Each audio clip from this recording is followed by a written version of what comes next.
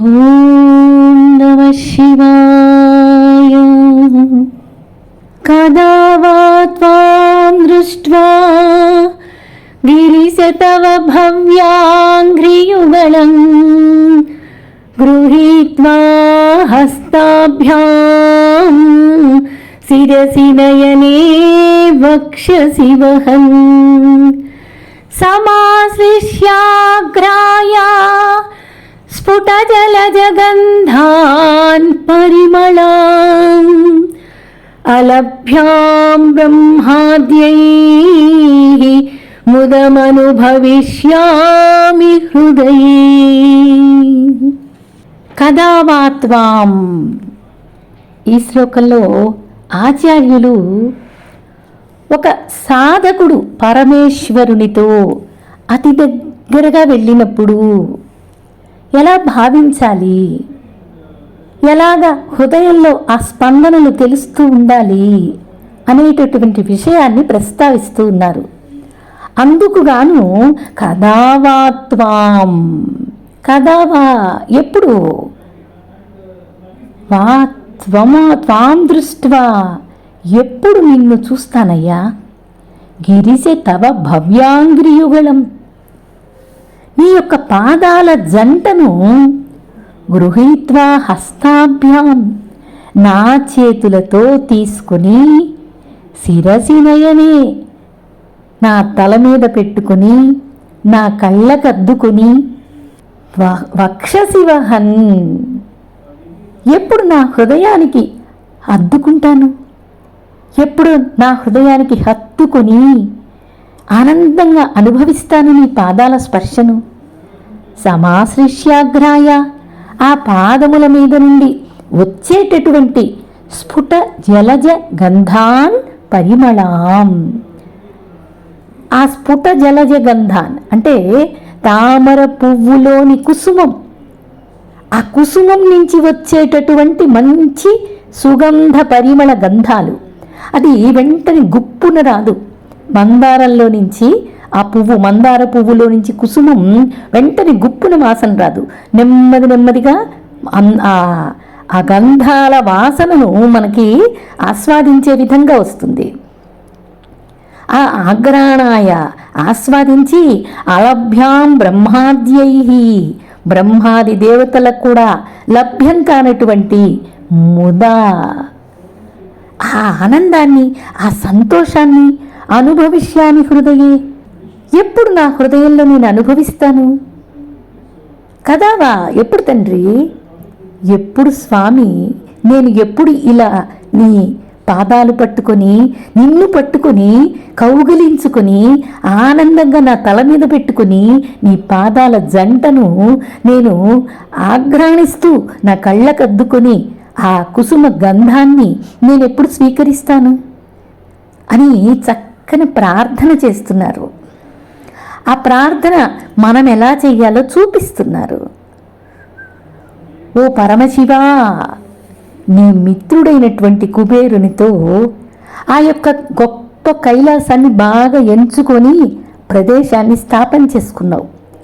సకల ప్రాణులకు శ్రేయోదాయకమైనటువంటి నీ పాదాలను నా చేతులతో స్పృశించాలని నా అభిలాష.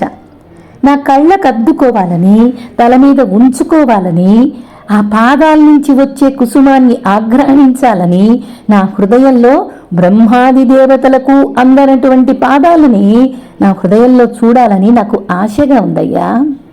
నా మనస్సు ఊబిళ్ళూరిపోతూ ఉంది తండ్రి. ఆ ఉత్సాహం ఉన్న మనస్సు మరి ఆ వైపే ఆలోచిస్తూ ఉంటుంది కదా, ఆ మార్గాన్ని నడుస్తూ ఉంటుంది కదా, మరి ఆ దిశగానే ప్రయాణం జరుగుతూ ఉంది కదా. మిగతా విషయాలు పక్కన పెట్టేశాను. సమస్తమైనటువంటి నా ఇంద్రియాలు, నా మనస్సు, నా హృదయం, నా ఆశ, నా పాశం అంతా అన్నీ కలిసి నీ వైపే చూస్తూ ఉన్నాయి. ఇంకా వేరే అవకాశమే నా మనస్సుకు లేదు. అలా ఎలా అవకాశం ఉంటుంది తండ్రి? ఆ అవకాశం లేదు. అలాంటి అవకాశం నీకు రావాలి అంటే నువ్వు నందీశ్వరుల్లాగా ఉండాలి అని పరమేశ్వరుడు చెప్తున్నాడు ఇక్కడ. నా మనస్సులో భావన నేను భగవంతుడికి చెప్పుకుంటే ఆయన ఏమంటున్నారంటే, నువ్వు ఇలాగ కేవలం భావన చేస్తే సరిపోదు, నందీశ్వరుడిలాగా ఉన్నటువంటి భక్తి నీకుండాలి. అప్పుడు అలాంటి ప్రయోజనాన్ని నీ భక్తి ద్వారా పొందుతావు. ఇలా ఎవరైనా పొందగలరు, నందీశ్వరుడే కాదు అని చెబుతూ నందీశ్వరుని గాథ వినిపిస్తున్నాడు పరమశివుడు. ఏంటి ఆయన గాథ? ఎలా ఉండాలి, నందీశ్వరులా ఉండాలంటే మనం తెలుసుకోవాలి కదా. అందుకని మహానుభావుడైనటువంటి నందీశ్వరుని గాథని మనకి తెలియచేస్తున్నాడు. చాలా ఆశ్చర్యంగా అనిపిస్తుందండి ఆ నందీశ్వరుని గాథ. ఎంత ఆసక్తికరంగా ఉంటుందో శ్రద్ధగా విని తరించి ఆ భావాలు మనకి కలగాలని భగవంతుని ప్రార్థన చేద్దాం. శీలాదుడు అనే మహానుభావుడు ఉండేవాడట. వారి దంపతులకి సంతానం కావాలని ఎప్పటి నుంచో కోరికగా ఉంది, కానీ కలగలేదు. సరే, భార్యతో చెప్పి నేను పరమేశ్వరులాంటి పుత్రుడు కావాలి అని కోరుకుందాము మన ఇద్దరం, నువ్వు ఇక్కడ పరమశివుణ్ణి ప్రార్థించు, నేను కూడా తపస్సు చేస్తాను అని చెప్పి చక్కగా అడవులకు వెళ్ళిపోయి పరమేశ్వరుడి లాంటి సంతానమే కావాలి అనేటటువంటి భావనతోటి తపస్సు కూర్చున్నాడు. ఎన్ని సంవత్సరాలు కూర్చున్నాడు. చక్కగా భక్తిగా తపస్సు చేశాడు. పరమేశ్వరుడు ఆనంద బోళా శంకరుడు కదా ప్రత్యక్షమయ్యాడు. ఆహా ఈశ్వర అని బాగా స్తుతి చేశాడు. ఈశ్వరుడు ఏం కావాలో కోరుకోమన్నాడు. అయ్యా, నీలాంటి కుమారుడు కావాలని కోరికగా ఉంది తండ్రి, నీలాగే ఉండాలి, నిన్ను చూస్తుంటే ఎలాంటి భావన కలుగుతుందో అలాంటి భావనే కలగాలి, అలాంటి పుత్రుడు కావాలి అని అడిగాడు. అప్పుడు పరమేశ్వర దర్శనానికి విపరీతమైన ఆనందంతో కరిగిపోతున్నాడు ఈయన అడిగిన శిలాదుడు. అలాగే ఆ పరమేశ్వరుడు, ప్రత్యక్షమైనటువంటి పరమేశ్వరుడు అంతకంటే పొంగిపోతున్నాడు. ఎందుకంటే నన్ను కావాలని అది కావాలి ఇది కావాలి అని అడుగుతారు సహజంగా, నువ్వేంటి నాలాంటి కొడుకునే కావాలని అడుగుతున్నావు? అబ్బబ్బబ్బా, ఎంత మంచి కోరిక కోరుకున్నావు. అయ్యా సరే, నాలాంటి కుమారుడే నీకు జన్మిస్తాడు, నా యొక్క అంశ, నా యొక్క అవతారంలో నీకు జన్మిస్తాడు అని వరమిచ్చేసాడు ఆనందంతో. ఆ తర్వాత కొంతకాలానికి అటువంటి కుమారుడే ఆ దంపతులకు జన్మించాడు. చాలా అందంగా ఉన్నాడు. ఆహా, ఏం వర్చస్సు, ఏం తేజస్సు అని చూసిన వాళ్ళందరూ అనుకోవడమే. వీళ్ళిద్దరికీ కూడా పరమానందం కలిగిస్తూ ఉన్నాడు. తల్లిదండ్రులు ఎంతో ముద్దుగా పెంచుతూ ఉన్నారు. ఒకరోజు వారింటికి మహర్షులు అట్లా మునులు అందరూ వస్తూ ఉంటారు. వీరు గృహస్థులు కదా, వారికి చక్కగా పాదసేవ చేసి భోజనం సమర్పించి వాళ్ళ ఆశీర్వాదం తీసుకుంటూ ఉంటారు. అలాగే వీరింటికి ఒకరోజు మిత్రావర్ణులు అనే ఇద్దరు మహానుభావులు మహర్షులు వచ్చారు. ఏంటి, మిత్రావర్ణులు ఇద్దరు పేర్లు, మిత్రుడు వర్ణుడు, వీళ్ళిద్దరూ కలిసి వచ్చారు. వీళ్ళిద్దరికి కూడా తగిన గౌరవ మర్యాదలు భక్తిగా చక్కగా చేశారు, ప్రణమిల్లారు. అప్పుడు వీళ్ళిద్దరూ కూర్చుని వారికి సేవ చేస్తూ, అయ్యా మీరు మహర్షులు కదా, మీరు పెద్దలు కదా, విఘ్నులు కదా, నాకేమైనా బోధ చెయ్యండి, నాకు ఈ సమయంలో నా విషయంలో ఎలా ఉందో చెప్పండి. మనం జాతకం అడుగుతాం కదండి, అలాగే ఆయన నేను చెయ్యవలసిన కార్యం ఏమైనా ఉన్నదా, నాకు తెలుసుకోవలసిన విషయం ఏమైనా ఉన్నదా, సెలవు ఇవ్వవలసింది అని చెప్పేసి అడిగారు. నేను ఎలా ఉండాలి, ఏ సమయంలో, ఇప్పుడు ఈ విషయంలో, నా విషయంలో ఈ సమయంలో ఎలా ఉండాలి తెలుసుకోవాలనుకుంటున్నాను చెప్పండి అని అడిగాడు. అడిగితే ఇద్దరు వచ్చిన మహర్షులు ఇద్దరు ముఖముఖాలు చూసుకున్నారు. ఒకటి ఉందయ్యా, నీకు చెప్తే ఏమైనా బాధపడతావేమో అని చెప్పటం లేదు అని వాళ్ళిద్దరూ కాస్త ఆలోచిస్తూ ఉన్నారు. ఇప్పుడు ఈ శిలాదుడు అడిగాడు, ఏమైనా పర్వాలేదు చెప్పండి స్వామి అని విన్నవించుకున్నాడు, ప్రార్థించాడు. అయ్యా అంత బాగానే ఉంది, కానీ నీ పిల్లవాడు లాంటి పిల్లవాడు ఈ ప్రపంచంలో ఎక్కడా లేడు. అంత వర్చస్సు, అంత తేజస్సు ఉంది, కానీ అంత బాగుంది, కానీ మహానుభావుడయ్యాడు కానీ అంటూ ఆగిపోతున్నారు. చెప్పండి స్వామి, చెప్పండి, ఏం పర్వాలేదు చెప్పండి అంటే చెప్పేశారు. వీడు అల్పాయుష్కుడు, అదొక్కటే, మహానుభావుడు, అంత మంచి, ప్రపంచంలో కల్లా గొప్ప ఇటువంటి పిల్లవాడిని మేము ఎక్కడ చూడలేదు అని కూడా చెప్పారు. అది కూడా 1 సంవత్సరం మాత్రమే ఇక ఉంటాడు అని కూడా చెప్పారు. అది చెప్పగానే తల్లిదండ్రులు విపరీతమైన దుఃఖంలో మునిగిపోయారు. అప్పుడు ఆ పిల్లవాడు వచ్చి, అమ్మా నాన్న ఎందుకు ఇలా ఉంటున్నారు, మీరు ఎందుకు ఇంత బాధపడుతున్నారు, ఎందుకు ఇంత దుఃఖపడుతున్నారు చెప్పండి అని అడిగాడు. అడిగితే తల్లిదండ్రులు చెప్పారు, నాయనా వీళ్ళు మహానుభావులు వచ్చారు కదా, వీళ్ళు ఇలా చెప్పారు, మేము తట్టుకోలేకపోతున్నాం, నిన్ను చూడకుండా మేము ఎలా ఉండగలం, ఇది నువ్వు పరమేశ్వరుడు వరప్రసాదానివి, అయినా ఇలాంటి అల్పాయుష్క జన్మ నీకెలా వచ్చింది అని ఇద్దరు బాధపడుతున్నారు. అప్పుడు పరమేశ్వర సమానం కావాలని కోరుకున్నాము, అలాగే మాకు నీవు కలిగావు, మరి ఇప్పుడు ఇలా వింటుంటే అసలు తట్టుకోలేకపోతున్నామని ఏడ్చేశారు. అప్పుడు చెప్పాడు, ఆయన పేరు ఏం పెట్టారు అంటే నంది అని పెట్టారు ఆ పిల్లవాడికి నామకరణం చేసినప్పుడు.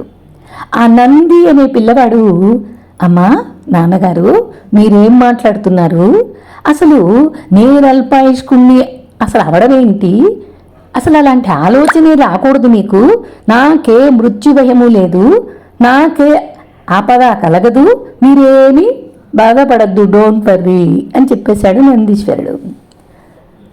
పరమేశ్వరుడే నాకు అండగా ఉంటే ఏం భయపడుతున్నారు మీరు, ఎందుకు భయపడుతున్నారు అని చాలా తేలిగ్గా తీసుకున్నారు. అయితే ఆయన అలా చెప్పినప్పటికీ తల్లిదండ్రుల బాధ ఆగలేదు. అందుకని సరే మీకోసం నేను పరమేశ్వరుణ్ణి అడుగుతాను అని చెప్పి అడవుల్లోకి వెళ్ళి కూర్చున్నాడండి తపస్సు చేస్తానికి. తపస్సు చేస్తూ కూర్చున్నాడు. అలా వెళ్ళి కూర్చున్నాడు. మరి ఆ కూర్చోవటం ఎంత భక్తో, ఎంత జ్ఞానమో, ఎంత శక్తో, ఎంత ఏకాగ్రత, ఏం జన్మ, ఏం సంస్కారం, ఏం తపస్సు, ఏమో లెక్క కట్టడానికే లేదు. అటువంటి తపశ్శక్తి, అటువంటి వర్చస్సు, తేజస్సుతో ఉన్నాడు. యమధర్మరాజు రానేలేదు, ఈలోపు సాంబశివుడు ప్రత్యక్షమయ్యాడు. సంవత్సరం ఆయుష్యే కదా ఆయనకి చెప్పింది, ఈలోపే పరమశివుడు వచ్చేశాడు. నందీశ్వరుడు పరమేశ్వరుని చూసి నమస్కరించి చెప్పాడు, స్వామి నేను అల్పాయుష్కుండని మా తల్లిదండ్రులు భయపడుతున్నారు, బాధపడుతున్నారు. నాకు తెలుస్తుంది నేను అల్పాయుష్కుణ్ణి కాదు, నాకు పరమేశ్వరుడు దీవెనలున్నాయి అని నాకు తెలుస్తుంది, కానీ మహర్షులు చెప్పారు కదా అని అమ్మా నాన్న బాధపడుతున్నారు అని చెప్పాడు. నీవే చెప్పాలి ఇంక వాళ్ళకి అన్నాడు. అప్పుడు పరమేశ్వరుడు చెప్పాడు, అరే బాబు నువ్వెవరివి, నీ పేరేమిటి, నంది, నీవు నా పుత్రుడివి, నాలాంటి వాడివి, నాకు నీకు వేరనేది లేదు, నా అంశవి నువ్వు, కేవలం వాళ్ళ కోరిక మేరకు వాళ్ళు పెంచుకోవడానికి కానీ నేను ప్రసాదించానంతే, ఆ విషయం నేను చూసుకుంటాను, మీ అమ్మకి నాన్నకి చెప్పు, నువ్వేం బాధపడద్దు అని చెప్పి ఇంకా వరాలిస్తూ ఉన్నాడు. ఇంకక్కడికక్కడే చెప్పాడు, నీవు నాతో పాటుగా ఉంటావు, నీ ఒక్కడివే కాదు నీ తల్లిదండ్రులతో సహా నా కైలాసంలోనే ఉంటారు, వాళ్ళు కోరుకున్న పుణ్యం, పెంచిన పుణ్యం, అందువల్ల నీవు వాళ్ళు కూడా నాతోనే ఉంటారు అన్నాడు. అంటే కైలాసంలోనే నాతో పాటుగా నా గణాలతోనే మీ అందరూ ఉంటారు అని చెప్పాడు పరమశివుడు. చెప్పటమే కాకుండా ఏం చేశాడంటే తన మెడలో ఉన్నటువంటి తామర పూల మాల ఒకటి వేసుకుని ఉన్నాడట. ఆ సమయంలో ఆ మాలను తీసి ఆ నంది మెడలో వేసి వెయ్యటమే కాకుండా నందిని గట్టిగా కౌగిలించుకున్నాడట. ఇలా నిన్ను ఏదో పదవిలో ఉంచాలి, నాకు సరిపోవటం లేదు, నిన్ను గట్టిగా నాకు కౌగిలించుకున్నంత మాత్రాన నాకు ఆ ప్రేమ సరిపోవటం లేదు, నేను ఏదో పదవిలో ఉంచి నాతో పాటుగానే ఉండేటటువంటి ఏదో ఒక పదవి నీకు ఇవ్వాలని ఉంది నాకు అని చెప్పి పార్వతీదేవిని పిలిచాడు. పిలిచి పార్వతీదేవి చేతిలో నంది చేతిని ఉంచాడు. ఉంచి, ఈ నంది నాకు పుత్రుడైనప్పుడు నీకు పుత్రుడే కదా, అందుకని నీకు నచ్చిన వరాలను ప్రసాదించు అని చెప్పాడు.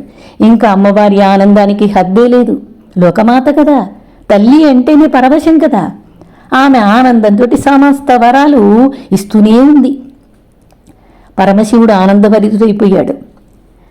తరువాత ఆయన ఏం చేశాడంటే, నంది, నిన్ను ఈ మాత్రం ఇట్లా చేసి ఇట్లా వరాలిచ్చినా నాకు సంతృప్తి కలగటం లేదు, నీకు ఇంకా ఏమో చెయ్యాలని ఉంది అని చెప్పి, నా గణాల్లో నిన్ను ఒక గణాధ్యక్షుడిగా చెయ్యాలి అంటే నీకు అభిషేకం చెయ్యాలని ఉంది అని చెప్పి, శివుడు తన జటాజూటంలో నుంచి, గంగమ్మ దాగి ఉంటుంది కదా, ఆ జటాజూటంలో నుంచి ఒక జట తీసి కొంత నీటిని, అంటే జడలో ఉన్నటువంటి కొంత నీటిని తీసి ఒక 5 బిందువులుగా బయటికి తీసి 5 నదులు కాండి అని చెప్పేసి శాసించాడు. ఆ 5 బిందువులు 5 నదులుగా ప్రవహించాయట. ఆ నదుల జలాల నుంచి ఆ నందికి అభిషేకం చేసి, ఈ రోజు నుండి నా గణాలన్నిటికీ ప్రథమ గణాధ్యక్షుడివి నీవే అని చెప్పి నాయకుణ్ణి చేశాడు, అభిషేకం చేశాడు. ఆ 5 నదుల జలాలతోటి ఆ గణాధ్యక్షుడికి, ఆ నందికి అభిషేకం చేశాడు. అంతేకాకుండా ఇంకా ఏం చెప్పాడంటే, ఇంతటితో నిన్ను వదిలిపెట్టాలని లేదు నాకు, నీకు వివాహం చెయ్యాలనే కోరిక ఉంది. తల్లిదండ్రులకు సహజంగా ఉండే కోరిక కదండి. అలాగే శివుడికి పార్వతికి కూడా, అయ్యవారికి అమ్మవారికి కూడా కొడుకు వివాహం చెయ్యాలని అనుకున్నారు, కొడుకుగా స్వీకరించారు. అందుకని సూయస అనేటటువంటి గంధర్వ కన్యని ఇచ్చి వివాహం చేశారు. చేయడమే కాకుండా ఆ సూయస అనే కోడలి రూపంలో కోడలిగా వచ్చినటువంటి ఆమెకు కూడా బోలెడు వరాలు ఇచ్చేసేసి వాళ్ళిద్దరికీ చెప్పాడు, నేను ఎక్కడ ఉంటే అక్కడ మీరు ఉండాల్సింది. నేను కైలాసంలో ఉన్నాను అంటే అది నీవే ఉండాలి. నేను వేరే స్థలానికి వెళ్లాల్సి వచ్చింది అంటే, కైలాసంలో ఉన్నా వేరే ప్రదేశంలో ఉన్నా నీవే నా వాహనం, కైలాసమే నువ్వు. నేను వేరే ప్రదేశంలో ఉంటే అక్కడ నీ మూపురం మీదే నేను కూర్చునేది. అలాగా నేను ఎక్కడ ఉంటే అక్కడ నీవు అని చెప్పి వరాల మీద వరాలు ప్రసాదించాడు. నా యొక్క అవతారానివి నువ్వు, అందుకే ఇప్పటి నుంచి నీవు నా అంశవి, నా అవతారానివి కాబట్టి నీకు నందీశ్వరుడు అనే నామకరణం ప్రపంచంలో సుభిక్షంగా అందరూ నిన్ను ఇలాగే ప్రార్థిస్తారు, నీ ఆశీర్వాదాలు అందుకుంటారు అని చెప్పి పరమేశ్వరుడు నందీశ్వరుడికి నామకరణం చేసి ఆనందభరితుణ్ణి చేశాడు. ఇట్లా నందీశ్వరుడిప్పుడు ఆయన ఏం చెప్తున్నాడు అంటే, నువ్వు భక్తులలో అగ్రగణ్యుడివి అని చెప్తున్నాడు. ఈ కోరిక అనేది ఎక్కడి నుంచి వచ్చింది అంటే, తల్లిదండ్రుల కోరిక. ఎలాంటి బిడ్డలు కావాలని కోరుకోవాలి అనేది మనకు ఇక్కడ తెలుస్తుంది. అలా కాకుండా ఇది ఒక్కటే కాదు, నందీశ్వరుడి గాథ విన్నా, తెలుసుకున్నా, చదివినా, భక్తితో స్మరించిన ఆ నందీశ్వరుని, ఆ సాంబశివుని ఆశీర్వాదాలు సంప్రాప్తించి తీరుతాయి అని ఈశ్వరుడు ఆశీర్వదిస్తున్నాడని ఆచార్యులు మనకి చెప్తున్నారు. అయితే ఆచార్యులు మనకి ఇక్కడ చెప్పేది ఏంటంటే, అయ్యా నువ్వు నీ చేతులతో పాదాలు పట్టుకోవటం, బ్రహ్మాది దేవతలకు కూడా అలభ్యం కానటువంటి నా పాదాలను నువ్వు సేవించటం, నీ వక్షస్థలానికి అద్దుకోవటం, పద్మ కుసుమ గంధాల్ని ఆఘ్రాణించటం, ఇదొక్కటే చేయటం కాదు, నువ్వు భక్తిగా అనేది ప్రధానంగా పెట్టుకోవాలి. శివుడే వచ్చి నిన్ను ఆలింగనం చేసుకునే విధంగా నీ భక్తి తన్మయత్వం ఉండాలి. ఎవయ భక్తులైనా కోరుకుంటారు ఇలాగా, కానీ ఇక్కడ నందీశ్వరుణ్ణి శివుడే వచ్చి ఆలింగనం చేసుకున్నాడు. అటువంటి భక్తిగా మనం ఉండాలి. కోరుకోవటం ఒకటే కాదు, లోపల భక్తి ఉండాలి. భక్తి ఉండాలంటే ఆ మార్గంలో నడవాలి, ఆ దిశగా ప్రయాణం చెయ్యాలి. అనవసరమైన విషయాలు పక్కన పెట్టాలి, వాటిని వదిలేయాలి. అట్లాంటి భక్తి, అలాంటి స్థితి నీకు వచ్చినట్లయితే, నీకు ఉన్నట్లయితే భగవంతుడే వచ్చి, ఆ పరమశివుడే వచ్చి నిన్ను ఆలింగనం చేసుకుంటాడు. ఆ దిశగా ప్రయాణం చెయ్యి అని మనకు ఆచార్యులు చెప్తున్నారు. మనమందరం అలాంటి భగవంతుని స్థితిని పొందటానికి భక్తి చేద్దాం, స్తోత్రం చేద్దాం. కదా వా త్వాం దృష్ట్వా గిరిశ తవ భవ్యాంఘ్రియుగళం గృహీత్వా హస్తాభ్యాం శిరసి నయనే వక్షసి వహన్ సమాశ్లిష్యాగ్రాయ స్ఫుటజలజగంధాన్ పరిమళాం అలభ్యాం బ్రహ్మాద్యైః ముదమనుభవిష్యామి హృదయే. ఓం నమః శివాయ.